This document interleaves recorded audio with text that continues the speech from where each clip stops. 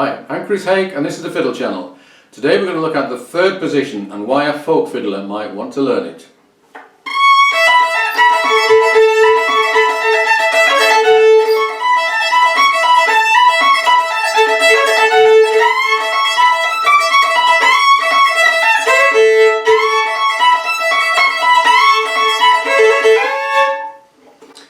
So, if you started off as a folk fiddler, then there's a good chance that you will never have gone outside a first position and never felt the need to. So first of all, I'm going to give you a few examples of why you might find it useful, particular tunes or styles where you might find it useful to learn how to go into third position, and then I'm going to give you some specific exercises to get you started on third position work. So first of all, what you heard a little bit of there was Sally Gooden, which is a very well-known old-time American tune, and a lot of variations are played on it, and one of the variations is this thing where you use an open string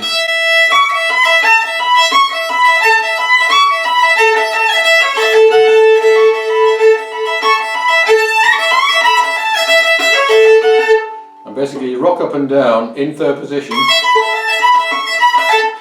There's absolutely no way you could do that without going into third position. Next we got a hornpipe, and we're just going to play the second half, and there's just one note in this, a C, which is above first position, and you couldn't play the tune without it. So here's the second half.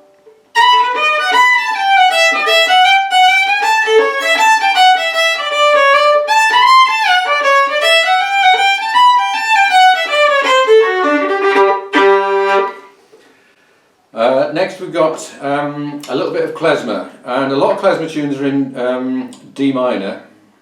So here's a little bit of Odessa Bulgar. That's in the lower octave, and in the upper octave. And being able to switch octaves like that is really useful because it gives you a whole different timbre and a whole different set of ornaments that you can use. And then playing over a drone, a single drone, if you're imitating a bagpipe. I've heard this done in Irish music, but this is an example from Hungary. A dudatanch, which is a duda, I think, is the Hungarian bagpipe. So, with the G drone, imagine that as being a bagpipe drone.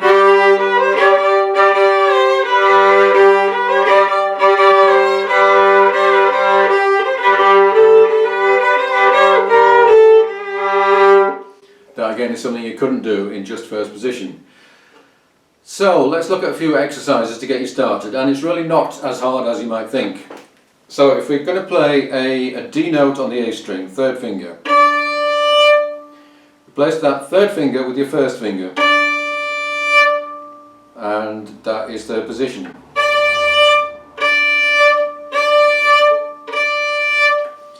Practice that lots of times and then do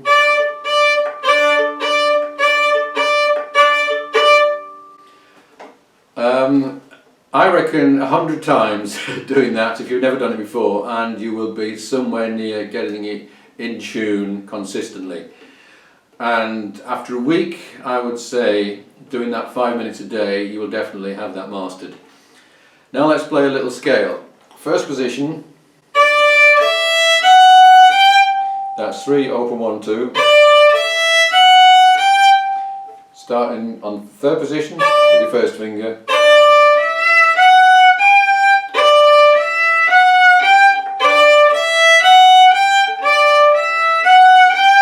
And then when you're more confident with it,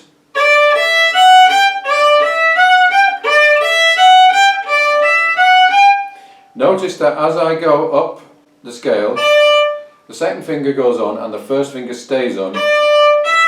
The third finger goes on and the second finger stays on as well. So we've got 3 fingers on. And what this means is that the fingers are all supporting one another. And the other thing that's helping to support it is this part of your hand, which whenever you go into third position, that is going to touch this part of the violin, and it's going to stay touching it.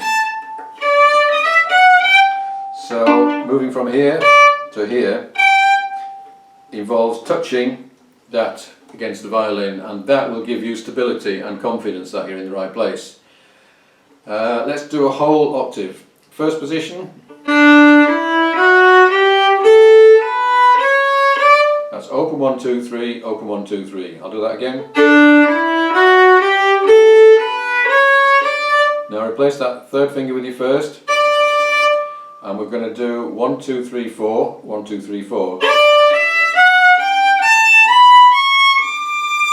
Let's go down from there. Start at the bottom again in first position. Into third position. And down. And down.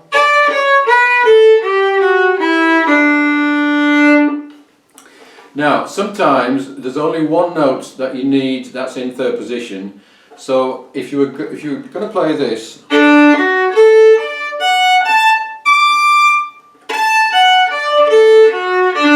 the only third position that you need is that for that upper note.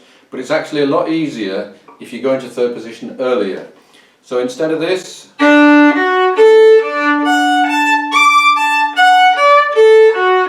we're going to go up here, there into third position. So then it's going to be 1, 3, 1, 4,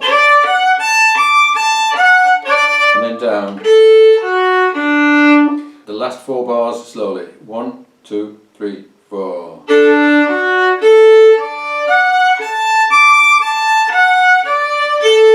And again.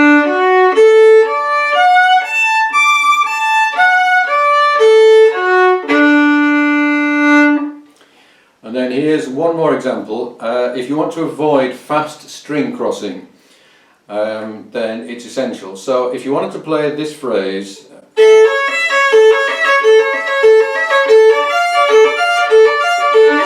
if you want to do that fast, it's very awkward. That's quite easy, but this is really hard. If you want to do it even faster, you would have to do this.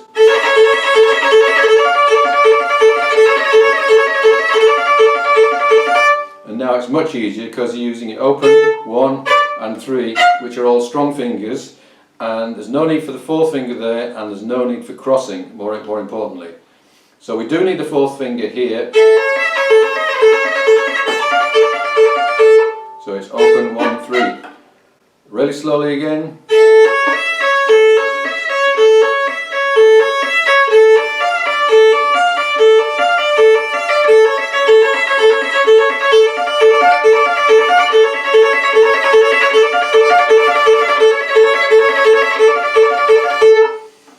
I hope you found this useful.